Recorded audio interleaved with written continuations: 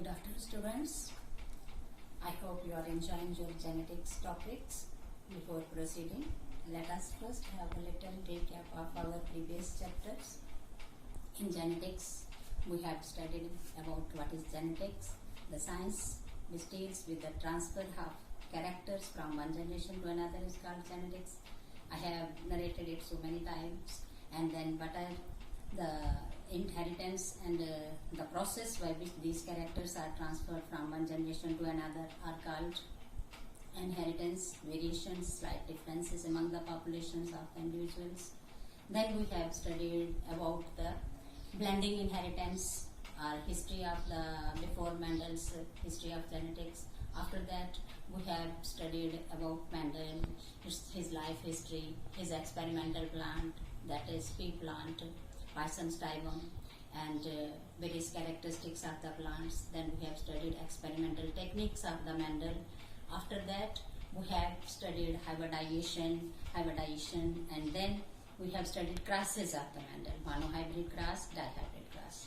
And in our previous lectures, we have studied the laws of inheritance, which were not given by Mendel, but laws of the inheritance are given by Carl Corin in 1901, after the death of the Mendel. Mendel himself postulated his experimental data, but not given laws himself, and Corin, one of the rediscoverer of the Mendel, so give the laws, the law of segregation, that is first law, law of independent assortment, that is second law, and then he also gave the postulate dominance as law of dominance, but certain scientists not consider it till now that this is not a law, because this law of dominance is not universally accepted, and similarly law of independent assortment is also not universally accepted, and there is linkage between the genes.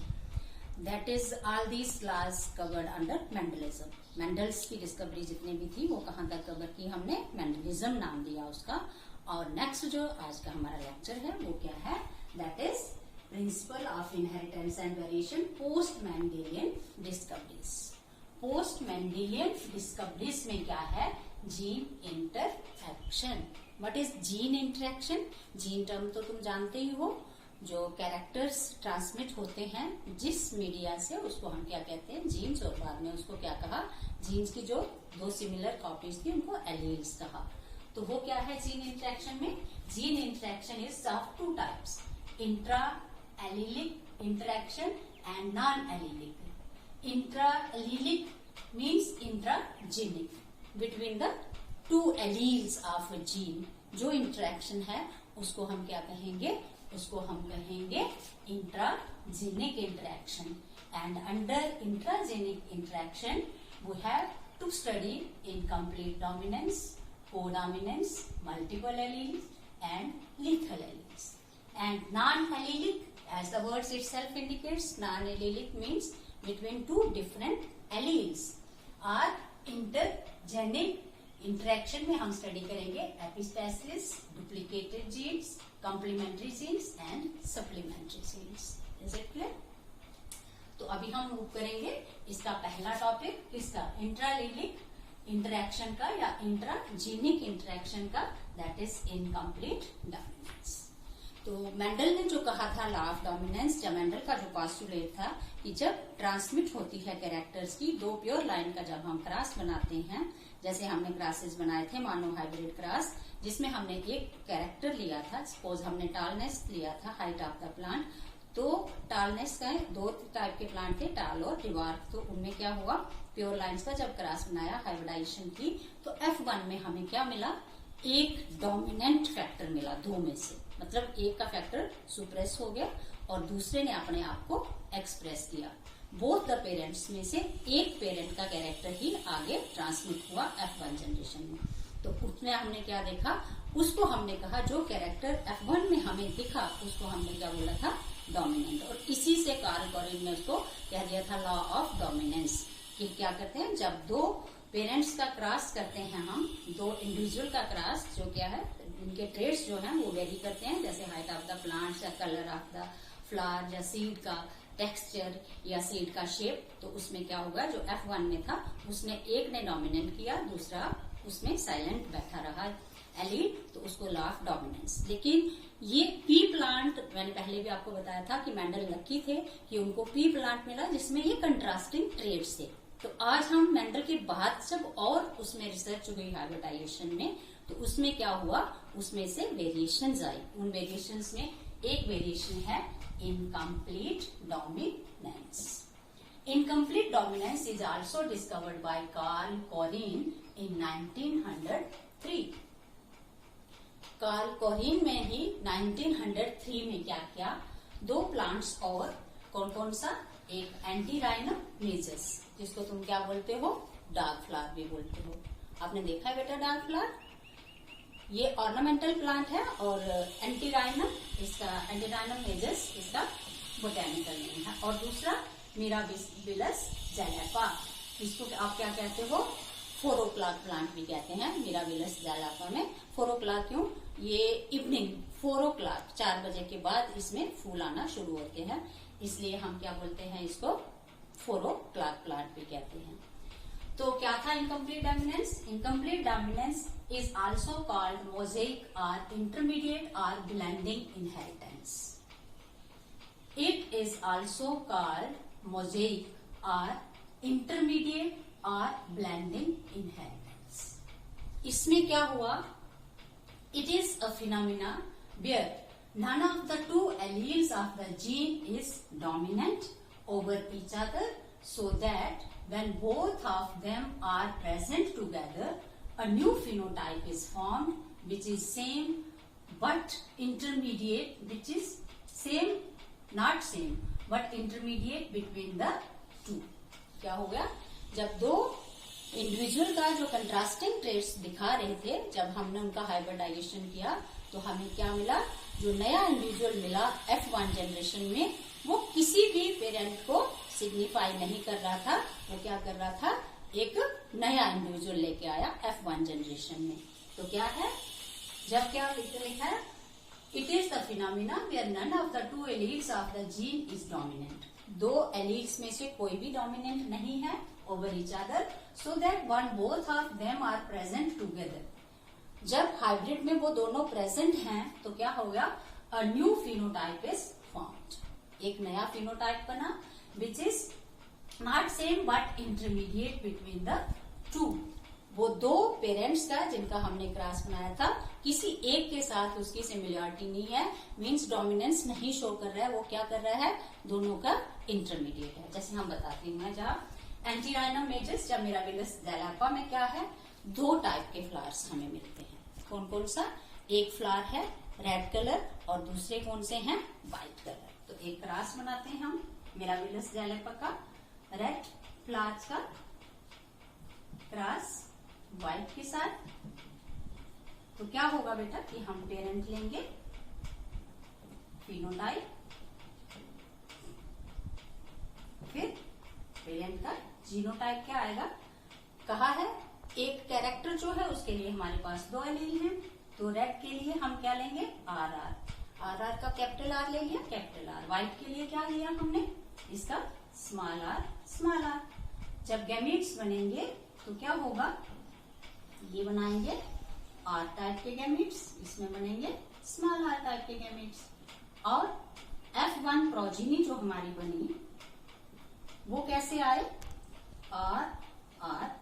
लेकिन अगर Mendel के law को लेके चलना हो तो हमारे पास क्या होना चाहिए, ये दोनों जो हाइब्रिड है इनका कलर कैसा होना चाहिए, ये होना चाहिए रेड।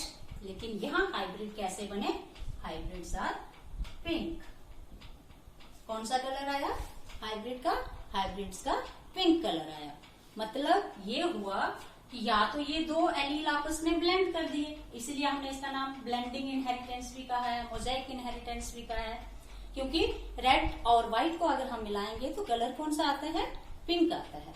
तो यहाँ कौन से आए हमारे पास, जो R1 था ये था पिंक कलर के, मतलब न्यू टाइप का इंडिविजुअल मिला।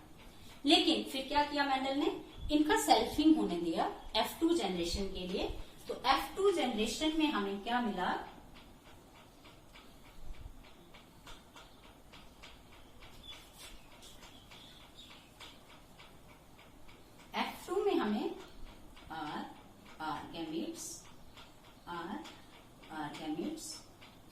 क्या है, R R, capital R, small R, capital R, small R, small R, small. ये कौन सा आ गया, F2 जनरेशन। यहां पे बेटा रेशो देखो, यहां हमारे पास क्या आ गया, आर आर इंडिविजुअल एक, दूसरा कैपिटल आर स्मॉल आर दो, और तीसरा स्मॉल आर 1। तो रेशो क्या बनी, रेशो बनी हमारे पास 1:2:1। ये मानो हाइब्रिड रेशो है, लेकिन मानो हाइब्रिड में ये किसकी रेशो थी, जीनोटिपिक रेशो थी। लेकिन इनकम्प्लीट डोमिनेंस में ये क्या आ गई, ये फिनोटिपिक रेशो भी ऐसी है और जीनोटिपिक रेशो भी सेम। मतलब कहने का कि यहां तक तो हम कह सकते थे कि हाइब्रिड में क्या हो गया, ये ब्लेंड कर गया आपस में जीन्स, तो पिंक कलर आया। लेकिन जीन्स की ब्लेंडिंग या एलील्स की ब्लेंडिंग नहीं हुई, क्योंकि ब्लेंडिंग नहीं हुई इसी वजह से जब F2 में हम पहुंचे तो हमें क्या मिला, हमें ओरिजिनल कॉम्बिनेशन रेड का भी मिला, कैपिटल आर, हमें हाइब्रिड कॉम्बिनेशन भी मिले पिंक के। यहाँ क्या आ गया, कैपिटल आर ये क्या है, रेड कलर के, कैपिटल आर स्मॉल आर कौन सा, पिंक कलर, और स्मॉल आर कौन सा आ गया हमारे पास, ये हमारे पास आ गया व्हाइट कलर। तो यहाँ इस क्रॉस से क्या प्रूव हुआ, इस क्रॉस से प्रूव हुआ कि पार्शियल इनहेरिटेंस हुआ, कंप्लीट इनहेरिटेंस नहीं हुआ। जो रेड का एलील था उसने व्हाइट को सुप्रेस किया, लेकिन पूरा का पूरा नहीं कर पाया, पार्शियल कर पाया, थोड़ा कर पाया। इसी वजह से हमारे पास जब F1 हाइब्रिड्स आए तो उनका कलर हमें कैसा मिला, उनका कलर हमें मिला पिंक। क्लियर हुआ, दोनों प्लांट्स में, इसमें एंटीराइनम मेजस में भी, डार्क फ्लावर जिसको कहते हैं, और मिराबिलस जैलेपा में। I think now it is clear. एक एग्जांपल मैं आपको और देती हूँ। नेक्स्ट क्या है बेटा,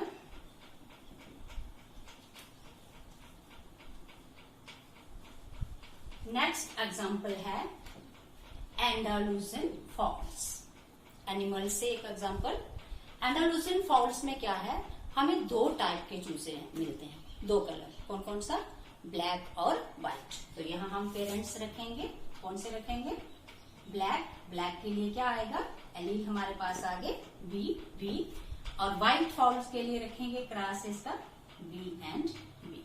आर यू गेटिंग? तो क्या हो गया, F1 में हमारे पास जब गैमेट्स बनेंगे गैमेटोजेनेसिस में बी गैमेट, तो जब इनका फ्यूजन हुआ तो हमारे पास क्या आ गया, बी। तो ये कौन से कलर थे, ये F1 हाइब्रिड थे, और कलर कैसा बना इनका, ब्लू। अब ब्लू कलर कैसे बना, क्योंकि यहां भी लॉ ऑफ डोमिनेंस जो था वो इम्प्लीकेबल नहीं हुआ। यहां भी क्या हो गया, इनहेरिटेंस में जो यहाँ चूजे आए हमारे पास F1 जनरेशन में, उनमें क्या था, उनमें हाइब्रिड में एक कैपिटल बी, मतलब एक एलील इधर इस पेरेंट से, एक इससे, तो उनका ब्लू कलर हमें दिखा, क्योंकि फाइन स्ट्राइप्स बनी उनकी बॉडी पे फेदर्स में, व्हाइट और ब्लैक की, और उन्होंने अपीयरेंस कैसा दिया, ब्लू दिया। जब इसका F2 हमने लिया तो क्या फिर हमें मिला, F2 में B small B small B, ये मेल पेरेंट्स रख लेते हैं, ये फीमेल रख लेते हैं। तो क्या बनेगा, capital B small B small B. ये अब आप पनेट स्केयर से आपको क्रॉस करना सीख लिया है ना, इसकी प्रैक्टिस करना बेटा, और स्मॉल बी और स्मॉल। तो सेम रेशो हमारे पास मिला, कौन सा, कैपिटल बी कौन से आए, दीज आर प्योर ब्लैक, कितना, एक, कैपिटल बी स्मॉल बी, ये कौन से आएंगे, ये हाइब्रिड आए, कौन से, ब्लू, कितना, 2, और स्मॉल बी ये कौन से आ गए हमारे पास, रिसेसिव में व्हाइट कलर। तो रेशियो फिर हमारे पास बन गया 1:2:1। ये कौन सी है, फिनोटिपिक रेशियो भी यही आई, एक प्योर ब्लैक, 2 ब्लू और एक प्योर व्हाइट। तो मेंडल और जो डोमिनेंट है उसमें क्या था, फिनोटिपिक रेशियो थी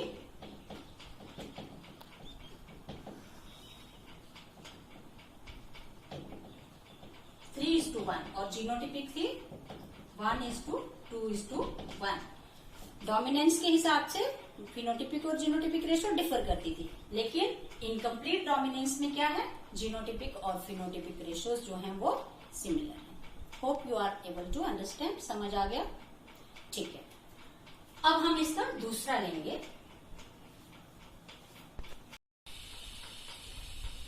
ओके बेटा, अब हम इसका दूसरा शुरू करेंगे, that is codominance. Incomplete dominance clear है? कोडोमिनेंस क्या है बेटा? देखो, codominance when both the alleles of a gene express themselves simultaneously in heterozygote. When both the alleles of a gene express themselves simultaneously in heterozygote।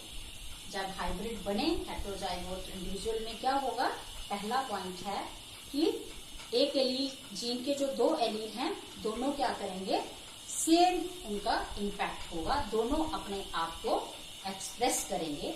तो उसको हम क्या कहेंगे, यहाँ भी डोमिनेंस वाला कंसेप्ट नहीं आएगा, मतलब दोनों जीन्स, कौन कौन सा डोमिनेंट, दोनों ही डोमिनेंट है, तो यहाँ डोमिनेंट और रिसेसिव नहीं आएगा।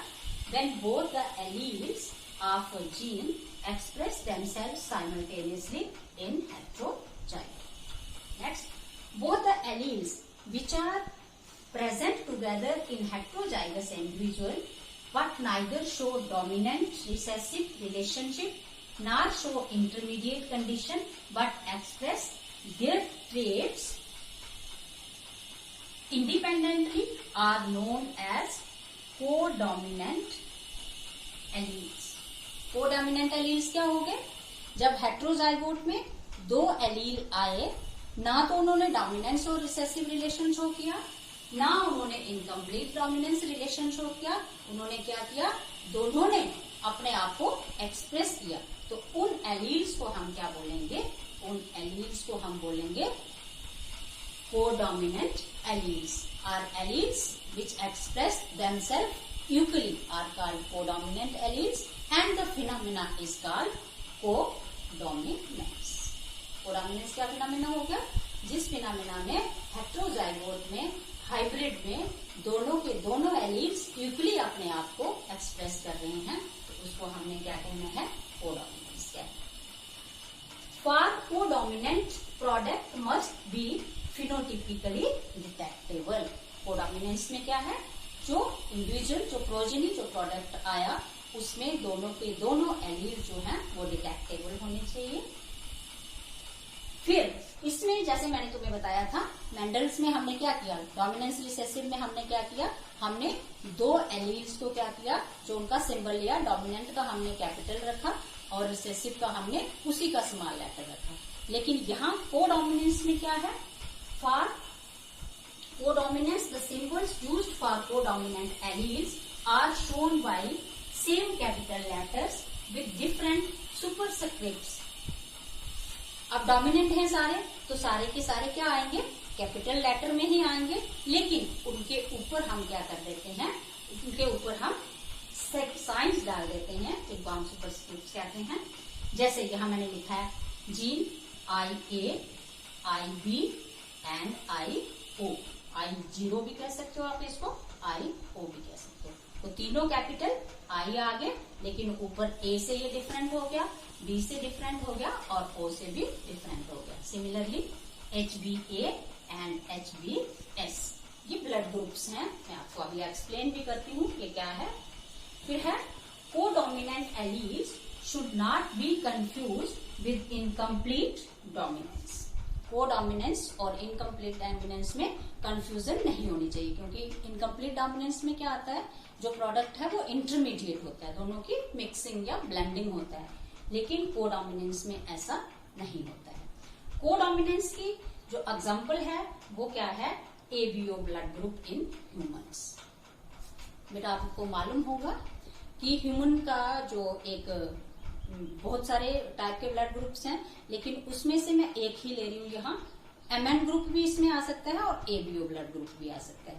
एबीओ ब्लड ग्रुप जो ह्यूमन का है, इसमें हमें मालूम है मेजॉरिटी में तुम जितने लोग भी बैठे हो, एक तो तुम्हारा ये होमवर्क है कि सब मुझे व्हाट्सएप करेंगे अपने अपने नाम के साथ, अपना अपना ब्लड ग्रुप डालेंगे, अपना नाम और अपना ब्लड ग्रुप, ताकि हम कैलकुलेट कर पाए कि हमारी क्लास में कौन सा ब्लड ग्रुप जो है वो डोमिनेंट है और कौन से ब्लड ग्रुप्स हैं जो ट्रेसेस में हमें मिल रहे हैं। ठीक है, याद रखना, ये तुम्हारा होमवर्क है। हर बच्चा क्लास का अपना नाम और अपना ब्लड ग्रुप डालेगा। तो एबीओ ब्लड ग्रुप में क्या है ह्यूमन के पास, मैं फिर से आपको जूलॉजी में भी आपने किया होगा, फिर से बताती हूँ कि ह्यूमंस में 4 टाइप के ब्लड ग्रुप्स होते हैं। कौन कौन सा?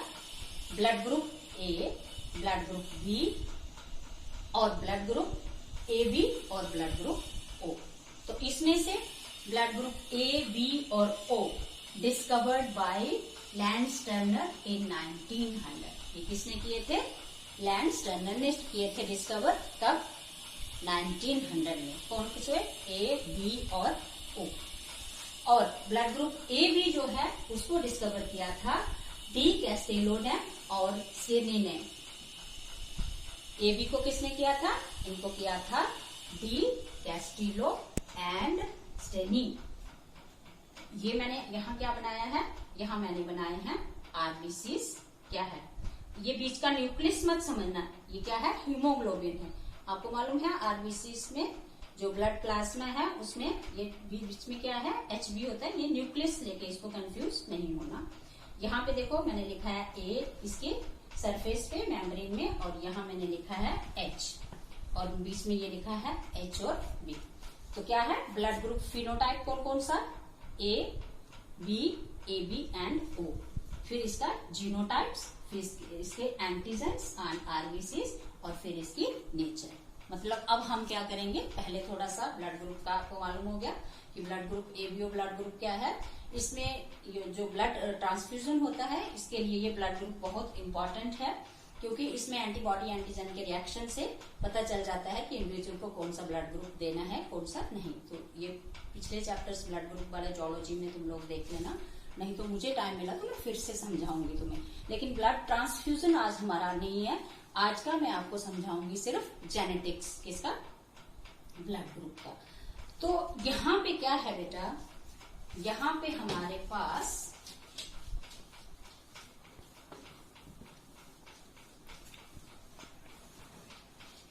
जो ब्लड ग्रुप हैं कौन कौन से? ए बी और ओ।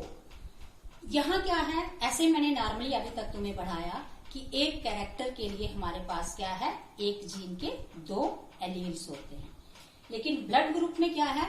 हमारे पास एक जीन के 3 कॉपीज हैं एलील की। जैसे मैंने बताया I A, I B and I O are small I. कौन कौन सा आ गया? I A, I B, I O are. अब कितनी होगी? ट्रिपलेट्स होगी, 3 कॉपीज होगी एक एलील की।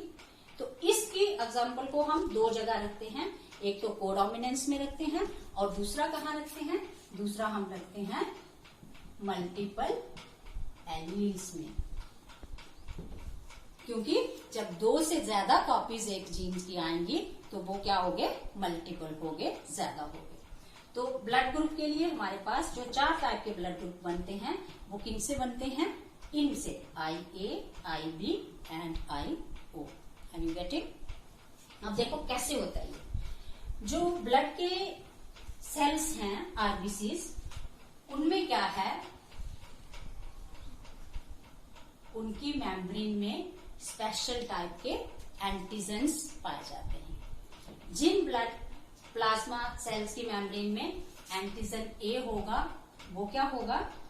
उनका ब्लड ग्रुप ए होगा। जिनकी मेम्ब्रेन में बी होगा वो कैसा हो जाएगा? ब्लड ग्रुप बी होगा। जिसमें एच होगा तो वो क्या होंगे? जब कोई भी नहीं होगा एंटीजन ए और बी कोई भी नहीं होगा तो उनका ब्लड ग्रुप कैसा हो जाएगा? उनका ब्लड ग्रुप ओ हो जाएगा। तो पहले ये 3 टाइप के जो हमारे पास एलील्स हैं, इसमें से क्या है? अब देखो मैंने ये वाला पॉइंट जहां क्लियर किया था ना तुम्हें कि यहाँ हम क्या लेते हैं? सारे के सारे कैपिटल लेते हैं, क्योंकि सारे के सारे जो है आपस में क्या है? डोमिनेंट हैं। कोडोमिनेंस में क्या है? दोनों का एक्सप्रेशन हमें मिलना है। तो यहाँ क्या हो गया, यहाँ हम देखो जो ब्लड ग्रुप ए है इसका जीनोटाइप कैसे बनेगा, आई ए होगा। तो क्या हो गया, ये ब्लड ग्रुप ए आएगा क्योंकि दोनों डोमिनेंट जीन है। फिर आई ए और स्मॉल आई होगा, तब भी ब्लड ग्रुप कैसा होगा, ब्लड ग्रुप फिर भी ए होगा। क्यों, ये चीज तुम्हें समझनी है, क्योंकि आई ए जीन जो है वो डोमिनेंट है और स्मॉल आई और आई ओ जो है वो क्या है, रिसेसिव है। तो ये वाला जो ब्लड ग्रुप है इसमें जो इंटरेक्शन है जीन्स की वो दोनों टाइप की है, डोमिनेंट रिसेसिव भी है और डोमिनेंट डोमिनेंट भी है। कैसे है, ए बी ब्लड ग्रुप में मैं तुम्हें बताती हूँ। पहले यहाँ पे कौन सा ब्लड ग्रुप बना हमारे पास, ये बना हमारे पास ब्लड ग्रुप ए, ठीक है। और ये कैसा है, ये है डोमिनेंट। नेक्स्ट हमारे पास दूसरा एलील है इसका आई बी।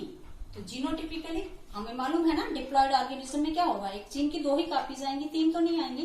तो जब आई बी और आई बी जीन साथ में आएंगे तो भी ब्लड ग्रुप कैसा बन जाएगा, ये ब्लड ग्रुप हमारे पास बनेगा बी। और आई बी और स्मॉल आई और आई ओ जब आएगा तो ये भी कैसा बनेगा ब्लड ग्रुप, ये बनेगा बी। क्यों, क्योंकि एलील आई बी भी क्या है, डोमिनेंट है, किसके ऊपर, स्मॉल आई के ऊपर या आई ओ के ऊपर। तो ये भी कैसा हो गया, डोमिनेंट हो गया। नेक्स्ट, अगर हमारे पास आता है आई ए और आई बी तो क्या होगा, जो प्रोडक्ट बनेगा वो ब्लड ग्रुप हमारे पास आएगा ए बी। तो यहां क्या हो गया, जीन आई ए और आई बी क्या है, कोडोमिनेंट है। ये कौन से जीन है, कोडोमिनेंट। क्लियर हो रही है बात। 3 एलील्स की जो कॉपीज हैं उसमें आई ए आई बी क्या है, कोडोमिनेंट है, और दोनों आई ए और आई बी क्या है, इसकी आई के साथ डोमिनेंट है। कोडोमिनेंट और डोमिनेंट को तो मालूम है ना, डोमिनेंट क्या है, मतलब इसमें से जब ये सिंगल डोज में भी प्रेजेंट है, आई ए जब अकेला प्रेजेंट है आईओ के साथ या आई बी प्रेजेंट है आईओ के साथ, तो ब्लड ग्रुप किसका आ रहा है, जो डोमिनेंट है। इसमें ब्लड ग्रुप ए बन रहा है, इसमें ब्लड ग्रुप बी बन रहा है। तो क्या मतलब हो गया कि ये 2 टाइप की रिलेशन शो कर रहा है, एक तो डोमिनेंट रिसेसिव और दूसरी कौन सी, जब ये दोनों साथ में आ रहे हैं तो क्या हो गया, I B I A I B. तो ब्लड ग्रुप हमारे पास कौन सा बन रहा है, ए बी टाइप का ब्लड ग्रुप बन रहा है। तो यहाँ ये क्या शो कर रहा है, यहाँ ये शो कर रहा है कोडोमिनेंस। तो इसमें से ब्लड ग्रुप में से हमें 3 चीजें मिली। एक तो रिलेशन हमें कौन सी मिली, डोमिनेंट रिसेसिव की मिली। दूसरी रिलेशनशिप हमारे पास कौन सी आई, दूसरी हमारे पास आई मल्टीपल एलिनेशन की फैक्टर तो एक ही है, कैरेक्टर क्या है, ब्लड ग्रुप हमें मालूम करना है और उसमें से हमें एक एलील्स की कितनी कॉपीज मिली, मोर देन 2। तो कौन सा फिनोमेना आ गया, मल्टीपल एलिलिज्म भी इसमें से। तो ये वाली जो एग्जांपल है ये 2 चीजें हमें बताती है, क्या बताती है, एक तो डोमिनेंस बताती है और दूसरा क्या बताती है, डोमिनेंस भी बता रही है, कोडोमिनेंस भी बता रही है और साथ में क्या बता रही है, हमें मल्टीपल एलिलिज्म भी बता रही है। लेकिन हर एग्जांपल में ऐसा नहीं होता कि जितने भी तुम्हारे कोडोमिनेंट जीन हैं वो हमेशा मल्टीपल एलील्स भी आपको शो करेंगे। फिर क्या है, अगर हमारे पास नेक्स्ट है क्या, आई ओ और आई ओ अगर हमारे पास मिलता है तो ब्लड ग्रुप कौन सा बनेगा, ओ बनेगा। इज इट क्लियर, क्यों बनेगा, क्योंकि अब हमारे पास कोई भी एंटीबॉडी, ब्लड के जो प्लाज्मा सेल्स हैं उनके ऊपर कोई भी एंटीबॉडी नहीं है। क्या होता है, ये जो हमारे पास आरबीसीज हैं इनकी मेम्ब्रेन के ऊपर जब ना तो एंटीबॉडी ए है ना एंटीबॉडी बी है तो क्या बनाएगा, ये वाले जो ब्लड ग्रुप्स हैं इनमें क्या बनेगा, हमारे पास जो एच ब्लड ग्रुप जो ओरिजिनल है एच यहाँ मैंने जो बताया है ये H ही मॉडिफाई होता है A में या B में। तो जब नहीं है सिर्फ H है तो कौन सा बन गया, हमारे पास बना ब्लड ग्रुप O। एक बात यहाँ मैं और आपको क्लियर करना चाहूंगी कि कुछ इंडिविजुअल्स बहुत कम रेशो में ऐसे हमें मिलते हैं कि जिनकी प्लाज्मा मेम्ब्रेन में के ऊपर ना तो A एंटीबॉडी होती है, ना B होती है, ना H होता है, क्योंकि मैंने बोला जो A और B है वो क्या है, H की मॉडिफिकेशंस हैं। तो ना A है, ना B है, ना H है। तो उन इंडिविजुअल्स को सबसे पहले कहाँ डिटेक्ट किया था, हमारे ही कंट्री में एक स्टेट महाराष्ट्र, वहां का एक सिटी बॉम्बे।